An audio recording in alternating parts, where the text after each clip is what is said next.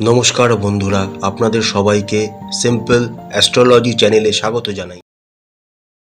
রাশিচক্রের দ্বিতীয় এবং আমাদের অন্যতম প্রিয় রাশি হল বৃষ রাশি। বৃষ রাশির অধিপতি হলেন শুক্র। শুক্রদেবের বীজ মন্ত্র হল ওম দ্রাং দ্রিং দ্রং স শুক্রায় নমঃ। বৃষ রাশির অন্তর্গত তিনটি নক্ষত্র হল কৃতিকা, রোহিণী ও মৃগশিরা। কৃতিকা নক্ষত্রের অধিপতি হলেন রবি, রোহিণী নক্ষত্রের অধিপতি হলেন চন্দ্র এবং মৃগশিরা নক্ষত্রের অধিপতি হলেন মঙ্গল। এবার আমরা দেখে নিই বৃষ রাশির সাপেক্ষে আগামী ডিসেম্বর মাসের গ্রহ সন্নিবেশটি কী হতে চলেছে। বৃষ রাশির সাপেক্ষে আপনাদের রাশিতেই দেবগুরু বৃহস্পতি গোচর করছেন। আপনাদের দ্বাদশ এবং সপ্তম ভাবের অধিপতি মঙ্গল আপনাদের তৃতীয় গৃহে কর্কট রাশিতে নিচস্থ অবস্থায় গোচর করছেন।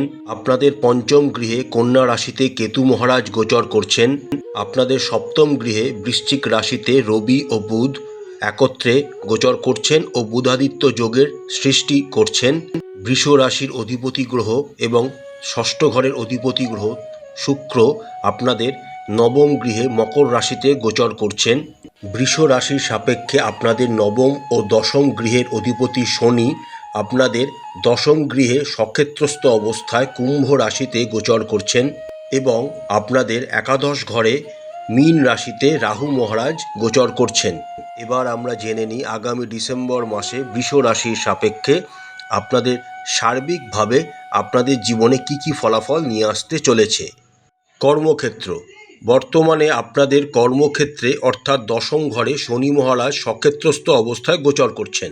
শনি হল বৃষ রাশির সাপেক্ষে যোগকারক গ্রহ, কারণ তিনি নবম ও দশম ঘরের অধিপতি। অর্থাৎ শনি হলেন আপনাদের একটি কেন্দ্র এবং একটি কোণ ঘরের অধিপতি।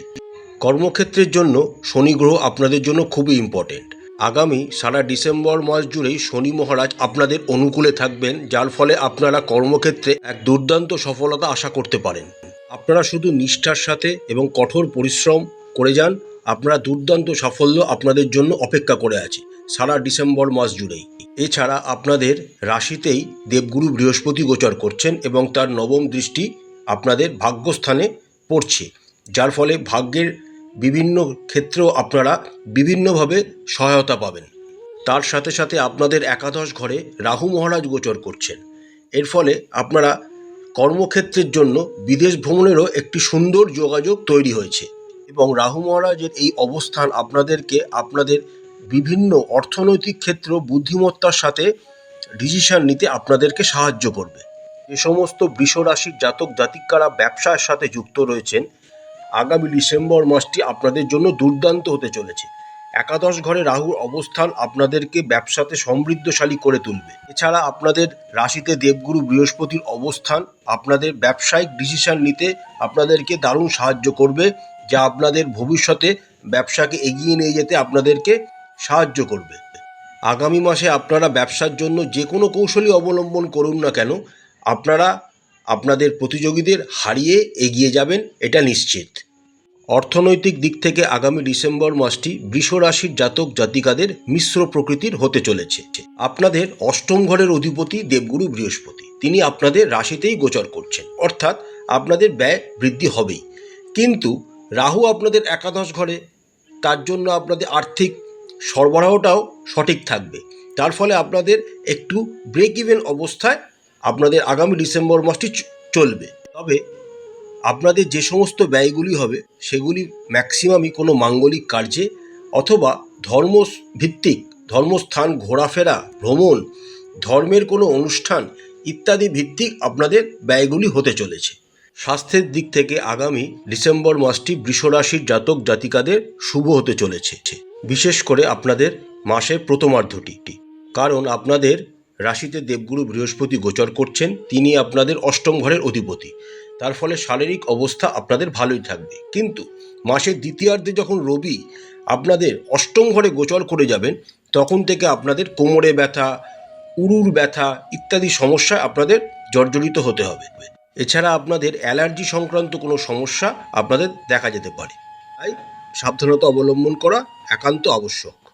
প্রেম জীবনের দিক থেকে আগামী ডিসেম্বর মাসটি বৃষ রাশির জাতক জাতিকাদের মিশ্র হতে চলেছে। আপনাদের রাশিতে অষ্টম ঘরের অধিপতি হিসাবে দেবগুরু বৃহস্পতি গোচর করছেন।